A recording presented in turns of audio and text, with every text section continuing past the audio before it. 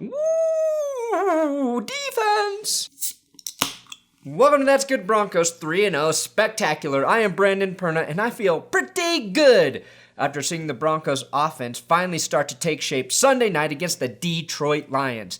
The biggest obstacles for the Broncos during the game were mental mistakes, terrible reffing, and of course, the curse of the super blood moon. Look at that stupid thing. Can we zoom in, please?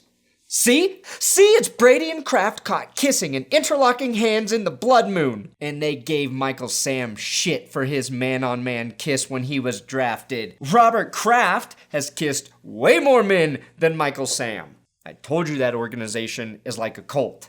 Blood moon.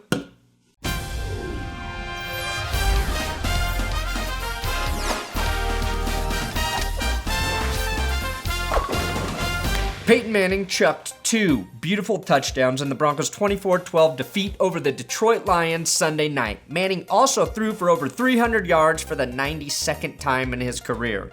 That's obviously more than anyone else in NFL history. This game, like the first 2 this season, started with a heavy dose of we're going to pressure the fuck out of the opposing quarterback. On the second play of the game, DeMarcus Ware pulls out the extension cord and lights up Stafford.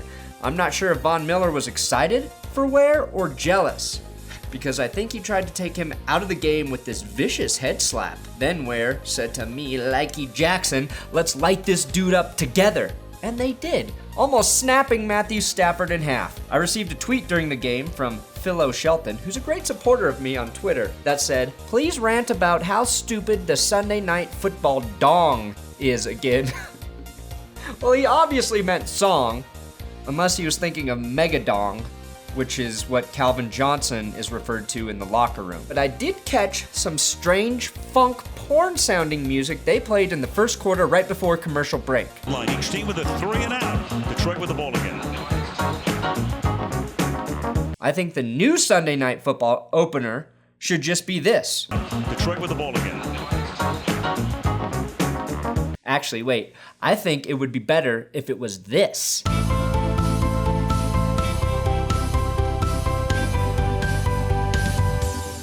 Now that gets me ready for football. Sunday was a big day for running backs across the NFL. Except, of course, in this game where both teams combined for 69 yards. Combined.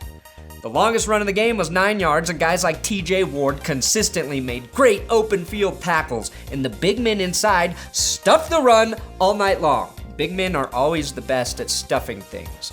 The first quarter ended with Bradley Roby's amazing interception killing the small offensive momentum that the Lions had at the time. Roby's pick was a remarkable athletic play that had Matthew Stafford in complete disbelief saying, shucks, brah. The Broncos' first touchdown drive occurred in the second quarter. I had a good feeling about this when Peyton Manning actually connected on a bootleg pass to Owen Daniels. One small step for Daniels, one giant leap for Peyton Manning's QB skills. Manning then throws his first completion to Benny on the bubble screen. Benny and the catch. And I am positive you will never get sick of hearing that. Hammer Pound finally got the opportunity to carry the rock, and he gashed Detroit for 7 yards here. Then it's Benny and the catch for a first down again. Juwan Thompson and Benny Fowler stepped up and made plays, which is great because they haven't had those opportunities yet this season. Virgil Green said, hey, boyfriends, I don't get to make a lot of these plays either. Let me do one. Manning obliged and airmailed Virgil Green the ball, who breaks a tackle and takes the Broncos down to the 1 yard line. This set up a 1st and goal. And then, in a scary moment, Hammer Pound ran with his head down and just took a direct helmet-to-helmet hit. He left the game with a neck injury, and I pray to the hammer of Thor that Hammer Pound is okay. At that point, the Broncos only had one healthy back left in the game as C.J. Anderson was being checked out for a concussion. Ronnie Hillman picked up the slack and scored on a 1 yard touchdown run behind his O-line, who blocked this play perfectly. Broncos take a 7-0 lead. After that first Broncos touchdown, I believe my blood moon possessed cat actually took control of Gary Kubiak. Meow, meow, meow, meow, meow. Meow, meow. I really hope Gary's okay. The game really kicked into high gear right before halftime. The Lions' Joique Bell scored on a 1-yard touchdown run, but in his heart, deep within his soul, he knows he fumbled the ball on that play and shouldn't have scored. But the Broncos' defense handled it like men and responded on the extra point play when they Talib. Matt Prater. Chris Harris recovers the blocked kick and makes a valiant effort on the return, but was stopped short of the end zone.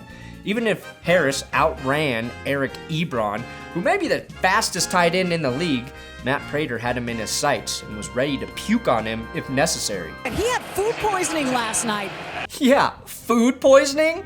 We all know Matt Prater well enough to understand that he was hungover. The Broncos held on to the lead 7-6 and got the ball back from Detroit with 1 minute and 3 seconds left in the half. And on 4th and 1, he hits Demaryius Thomas, who comes back to the ball to make the catch over Darius Slay. If Thomas was a dentist, he might catch some heat for slaying a beloved lion. The refs were also offended by the lion slayer and called him for a taunting penalty.